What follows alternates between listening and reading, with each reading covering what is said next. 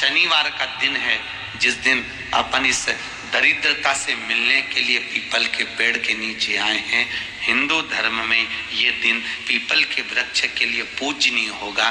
जो भी शनिवार के दिन पीपल के वृक्ष की पूजन करेगा, दूध चढ़ाएगा या मिष्ठान का भोग लगाएगा, लक्ष्मी और नारायण उसके घर में प्रवेश कर जाएगा। लक्ष्मी और नारायण उसके घर में प्रवेश करेगा। इसलिए नियम बनाया। कौन से दिन का? शनिवार। लक्ष्मी जी बोली, नारायण आपने तो एक दिन का वार लिख दिया। शंकर जी ने 7 वार बनाए हैं, रविवार, सोमवार, मंगल, बुध, गुरु, शुक्र और शनि।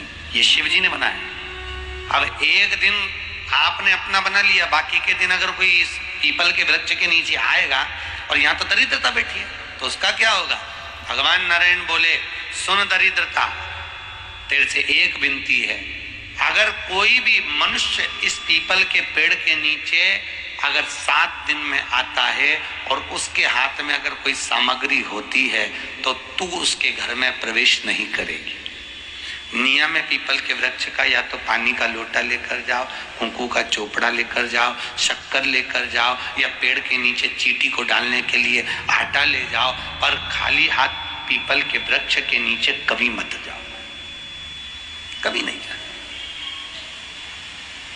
खाली हाथ जाओगे तो दरिद्रता तुम्हारे घर में प्रवेश करेगी। दरिद्रता उठकर खड़ी होकर बोली, नारायण तुमने अपनी मनमानी करी है, एक दिन मुझे भी मेरा चाहिए। भगवान ने कहा, बोल कौन सा दिन चाहिए? दरिद्रता कहती है, रविवार के दिन इस पीपल के वृक्ष के नीचे मैं दिन भर नृत्य करूं, इसमें रहूं, और जो यहाँ आए रविवार को मैं उसके घर में प्रवेश करूं। भगवान ने कहा, ठीक है। दरिद्रता, रविवार का दिन एक ऐसा दिन रहेगा जिस दिन तू इस पीपल के वृक्ष के नीचे नृत्य करेगी और जो आएगा इस पीपल के वृक्ष के नीचे तो उसके साथ प्रवेश करेगी। मैंने तुझे वर दिया। इसलिए हमारे यहाँ केवल पीपल का वृक्ष अगर दीवार में भी लग जाता है ना, किसी की फैक्ट्री की दीवार में, किसी के घर की दीवार में पीपल का वृक्ष अगर लग जाता है, पीपल का पौधा लग जाता है, उसको कितना भी तोड़ लो वो वापिस लग जाएगा। फिर तोड़ोगे फिर लग जाएगा। अगर पीपल के पौधे को तोड़ना है तो केवल रविवार का दिन एक नींबू, एक मिर्ची और बमूल का कांटा, ये 3 चीजें रखने के बाद में आधे घंटे बाद रविवार के दिन पीपल के पेड़ को उखाड़ कर फेंक दो। दूसरी बार कभी पीपल दीवार में लगता ही नहीं, कभी नहीं लग सकता। केवल एक रविवार का, केवल एक संडे, इतवार का। घर में दीवारों पर अगर पीपल लग भी गया है, इसलिए पीपल के वृक्ष को उखाड़ने का, अगर घर में पीपल लगा हुआ है या पीपल का पौधा हमारे घर में लग गया, उसको उतारना, निकालना, लगाना, तो पीपल के वृक्ष को अगर निकाला जाता है तो रविवार के दिन, और अगर पीपल के वृक्ष को कहीं लगाया जाता है तो सोमवार के दिन या मंगलवार के दिन, बुधवार के दिन, इन दिनों में लगा सकते पीपल के वृक्ष कहीं लगाना। शनिवार का दिन एक ऐसा दिन होता है जिस दिन पीपल के वृक्ष को कहीं जाकर लगाया नहीं जाता, क्योंकि शनिवार के दिन पीपल के वृक्ष के नीचे लक्ष्मी रहती है। हम अपने हाथों से अगर पीपल का वृक्ष किसी दूसरी जगह पर शनिवार को रोपित करते हैं तो हमारे घर की लक्ष्मी अपने घर से छिन्न होकर चली जाती है। इसलिए शनिवार के दिन पीपल लगाया नहीं जाता, किसी के घर जाकर उसको वापस पलटा नहीं जाता। लग गया उसको डर। प्रभु मेरी धर्म पत्नी को कहाँ रखूं आप बताओ? वो तो जहाँ यज्ञ होता है, अनुष्ठान होता है, दान होता है, पुण्य होता है, सत्कर्म होता है, वहां जाने को तैयार नहीं। अब करूं क्या? भगवान ने बोला, एक काम करो। दुर्वासा जी बोले, जिसके यहाँ रात्रि में बर्तन झूठे पड़े रहते हो उसके घर में इस दरिद्रता को लेकर तुम प्रवेश कर जाना। जिसके यहाँ रात्रि में बर्तन झूठे पड़े हो वहां लेकर प्रवेश कर जाओ। दूसरी जगह दुर्वासा जी बोले, जो स्त्री घर में दोपहर के समय पर सो रही हो उसके घर में इसको लेकर प्रवेश कर जाइए। जो स्त्री दोपहर के समय में घर पर सो रही हो इस दरिद्रता को लेकर प्रवेश कर जाइए। तीसरा, जिसके यहाँ पर दरवाजे पर कांटे वाले पौधे लगे हों उस घर में इस दरिद्रता को लेकर प्रवेश कर जाइए। दरिद्रता, कितनी सुंदर बात कही है। दाता और विधाता, कौन कौन? दाता और विधाता। लक्ष्मी और दरिद्रता के सगे भाई हैं। कौन कौन? दाता और विधाता। दाता को फिटकरी प्रिय है, विधाता को नमक प्रिय है। ये दोनों हमेशा लक्ष्मी को और दरिद्रता को दोनों को समझाते थे, दोनों में प्रेम बढ़ाते थे। आज भी हिंदू धर्म की रीति है, यहाँ तो ठीक है, जिसके यहाँ पर भी अगर थोड़ी सी भी परेशानी होती है, थोड़ा सा क्लेश होता है, अशांति होती है, लक्ष्मी नहीं टिक रही हो, काम नहीं बन रहे हो, बहुत प्रयास करा जा रहा हो और हमारा कार्य नहीं होता, तो क्या करते हैं? फिटकरी और नमक को पानी में डाल देते हैं और घर में पोछा लगा देते हैं। आप लोगों ने आजकल फेसबुक पे भी पढ़ा होगा, व्हाट्सएप पे भी पढ़ा होगा। तो क्यों लिखा उसमें? उसका कारण ही केवल था कि दाता और विधाता की प्रियता उसमें। माता ख्याति के जो 4 बच्चे हुए, इसमें जो 2 लड़के हैं, दाता और विधाता, उसकी प्रियता उसमें,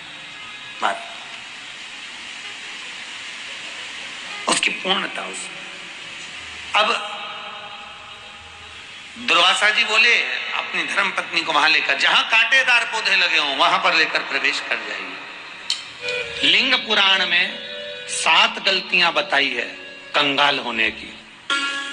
ये गलती अगर आपने भी करी है तो जिंदगी में कितना भी पुण्य करोगे उसका फल नहीं है। आज की कथा को लिखकर रखना, शायद तुम्हारी जिंदगी सवर जाए। लिंग पुराण में 7 गलतियां बताई है व्यक्ति को बर्बाद होने की। पहली गलती है, उसमें से अगर आप स्वीकार कर रहे हैं ये गलती, तो समझ लो कि गलती आपने करी है। गंगा जल तो बुलवाया टैंकर भरकर, 21,000 बेलपत्र भी समर्पित कर रहे हो। आप मंदिर के अंदर बैठ गए, दर्शन करने वाला आता रहा, किसी को अंदर प्रवेश नहीं दिया। आप गंगा जल चढ़ाते रहे, आप बेलपत्र चढ़ाते रहे, आप स्वयं पूजन करते रहे, और दूसरा व्यक्ति ना जाने किस भाव से, किस रूप में आकर भगवान की सेवा करना चाहता था। पंडित जी ने आपके चक्कर में उसको जल नहीं चढ़ाने दिया, पंडित जी ने आपके चक्कर में उसको बेलपत्र नहीं चढ़ाने दिया। पहली गलती ये हो गई कि भगवान के भक्त को भगवान से दूर कर दिया गया। अब उठा लो श्रीमद् भागवत कथा। 2 देवताओं ने गलती करी थी। एक ब्रह्मा जी ने गलती करी थी कि गाय बछड़ों का हरण कर लिया था। 1 वर्ष होने में 1 दिन था तब ब्रह्मा जी ने गाय बछड़े वापस दिए थे। दूसरी गलती इंद्र ने करी थी, जल वृष्टि करी तब भगवान कृष्ण को गोवर्धन पर्वत उठाना पड़ा। दोनों देवताओं ने गलती करी, पर भगवान कृष्ण ने इंद्र को क्षमा कर दिया, पर ब्रह्मा को क्षमा नहीं करा। क्यों नहीं करा? क्योंकि इंद्र को क्षमा इसलिए करा क्योंकि इंद्र ने जब जल वृष्टि करी तो सारे ब्रजवासियों को भगवान के चरणों में लाकर छोड़ दिया। सारे ब्रजवासी गोवर्धन पर्वत के नीचे आकर बैठ गए, भगवान के चरणों में आ गए। और ब्रह्मा ने जो गलती करी वो ऐसी गलती करी कि भगवान से गाय और बछड़ों को दूर कर दिया। जो भगवान से भगत को दूर कर दे उसको शंकर कभी क्षमा नहीं कर सकता। इसलिए बर्बादी का पहला कारण आप भक्त और भगवान में दूरी बना दी। दूसरा कारण, भगवान की जब पूजन कर रहे हो, 21,000 बेलपत्र चढ़ा रहे हो, गंगा का जल चढ़ा रहे हो, चंदन चढ़ा रहे हो, अबीर चढ़ा रहे हो, गुलाल चढ़ा रहे हो, तो तुम्हारे भीतर ये अहंकार, जब तुम पूजन करके उठो तो उठते समय तुम्हारे भीतर अभिमान नहीं होना चाहिए कि मैंने जो अनुष्ठान करा उसके बराबर कोई नहीं कर सकता। तीसरा कारण कहा कि भगवान की सेवा तो आप कर रहे हो, भगवान की चाकरी में तो आप लगे हो, भगवान की आराधना भी कर रहे हो, दिया भी लगा रहे हो, धूप बत्ती भी लगा रहे हो, स्नान भी करा रहे हो, पंचामृत स्नान भी करा रहे हो, सारी पूजन अर्चना सब तुम कर रहे हो। पर हो सकता है इस पूजन अर्चना में आप केवल 3 घंटा पूजन करते हो और बाकी के समय किसी न किसी की जीवात्मा को दुख पहुंचा रहे हो। एक कथा में एक बात कही थी कि भले मंदिर में दिया मत लगाओ, भले मंदिर में जाकर धूप बत्ती मत जलाओ, भले मंदिर में जाकर भोग मत लगाओ, भले मंदिर में जाकर जल मत चढ़ाओ, कुछ मत करो, भले भगवान को नए कपड़े मत पहनाओ, भले तुम्हारी मर्जी पड़े भगवान को भोग मत लगाओ, पर शास्त्र कहता है कुछ मत करो, पर एक काम जरूर करना कि किसी के चेहरे पर प्रसन्नता ला देना तो मंदिर में दिया जलाने के बराबर होगा। किसी के चेहरे पर चमक ला देना, प्रसन्नता ला देना तो अगरबत्ती लगाने के बराबर होगा। किसी गरीबड़े के, किसी दुखी के चेहरे पर अगर तुमने प्रसन्नता ला दी तो वो भगवान को कपड़े पहनाने के बराबर होगा। मालूम पड़े तो मंदिर में पूरी सब्जी बांटो, मंदिर में भोजन कराओ, मंदिर में सारा पकवान चढ़ाओ, और कोई तुम्हारे कारण अगर दुखी है तो तुम्हें वो सुख का भान नहीं हो सकता। तीसरा कारण है वो सुख नहीं पी सकता। चौथा कारण है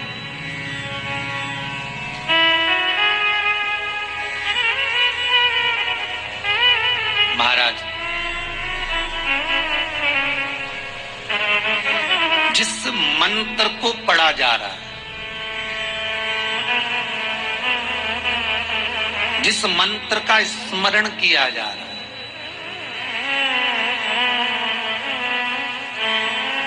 जिस भगवान की माला को हम जप रहे हैं, हम पाठ कर रहे हैं। दुर्गा सप्तशती का हिंदी अनुवाद में थोड़ा सा दृष्टांत दिया है, आपको मालूम होगा।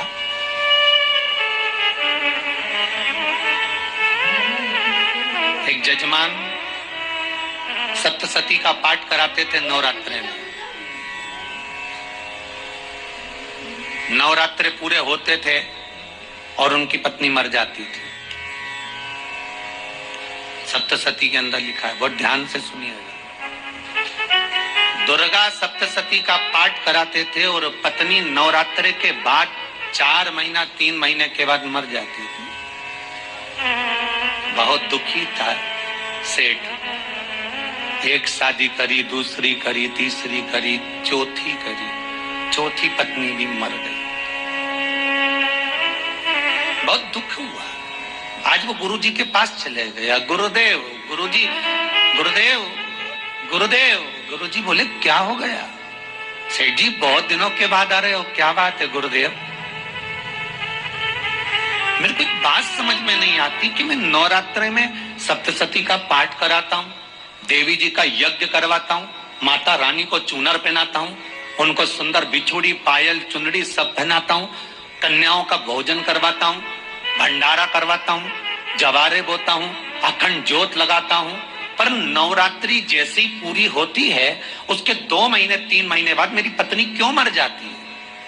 4 पत्नियां मेरी मर चुकी हैं, 5वीं मैंने शादी करी है। गुरुदेव आप कृपा करिएगा, कुछ तो बता दीजिए, कुछ करुणा कर दीजिए। गुरुजी बोले जब तू सब कुछ अच्छा कर रहा है, ज्योत भी जला रहा है, कन्या भोज भी करा रहा है, चुनरी भी चढ़ा रहा है, भंडारा भी कर रहा है, ज्योत भी लगा रहा है, जवारे भी बो रहा है, माता रानी की सेवा भी कर रहा है, अखंड रात्रि व्रत कर रहा है, सब कुछ तूने करा, यज्ञ भी करा, फिर तेरी पत्नी क्यों मर सकती है? ऐसा हो ही नहीं सकता। नहीं गुरुदेव, मेरी 5वीं शादी है गुरुदेव, अब की बार आप कृपा करिए। गुरुजी ने कहा तेरे पंडित जी को अनुष्ठान पर बुला, मैं कमरे में बैठकर सुनूंगा सप्तशती का पाठ, तब मैं ध्यान करूंगा। गुरुजी अंदर के कमरे में जाकर बैठ गए, ब्राह्मण पाठ करना प्रारंभ करा और ब्राह्मण ने पाठ करना प्रारंभ करा। उसमें एक शब्द आ गया, भार्यन्तु भक्षन्तु, भार्यन्तु भक्षन्तु। उसमें बोलना था भय पीड़ा को, हे जगत जननी तू भक्षण कर जा, और ब्राह्मण बोलता था भार्यन्तु भक्षन्तु, मेरी पत्नी को, मेरी भार्या को तू भक्षण कर दे। पंडित जी जैसे ही बोले गुरुजी बाहर निकल कर आ गए। पंडित जी को रोका, रुकिए गुरुदेव, आप हर साल अनुष्ठान कर रहे हो जजमान के यहाँ और बोल देते भार्यन्तु भक्षन्तु, हे देवी तू मेरी पत्नी को खा जा, तो माँ हर बार उस पत्नी को निगल जाती है। निवेदन है, शब्द सुधार लीजिए, शब्द ठीक है। चौथा कारण है कि आप जो पाठ कर रहे हो, आप जो पूजन कर रहे हो, आप जो अनुष्ठान कर रहे हो, उसमें कुछ ना कुछ गलती जरूर हो रही है। ये चौथा कारण है।